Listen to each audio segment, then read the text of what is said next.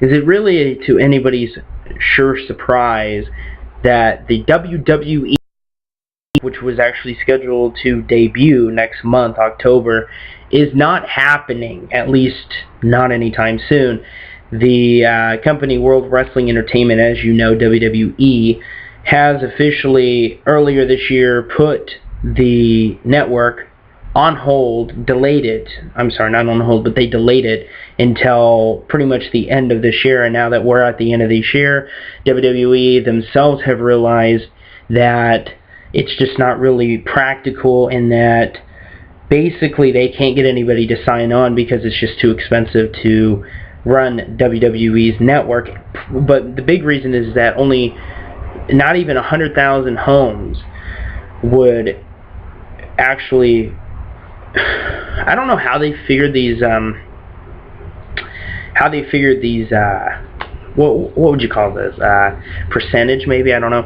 I don't really know how they figured about less than 100,000, but this is what the article said. It said less than 100,000 people would even be willing to take the monthly pay. Okay, God, I don't know what's wrong with me tonight, people. Less than 100,000 homes would be willing to pay a monthly fee for the service.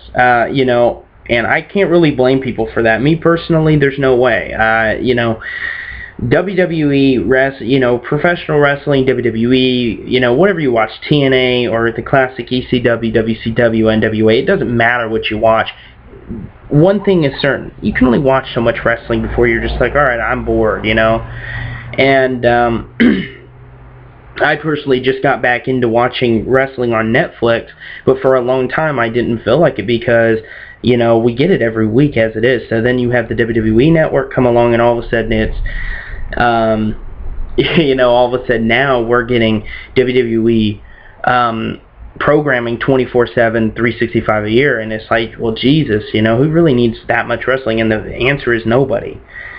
So I guess nobody would sign on to it because they just felt it wasn't worth it. And with less than 100,000 people in all of the United States, that is not shit. I mean, that is like none. I don't know if this was going to be only in the U.S. I think it was starting, and then it would branch out overseas and all that kind of stuff.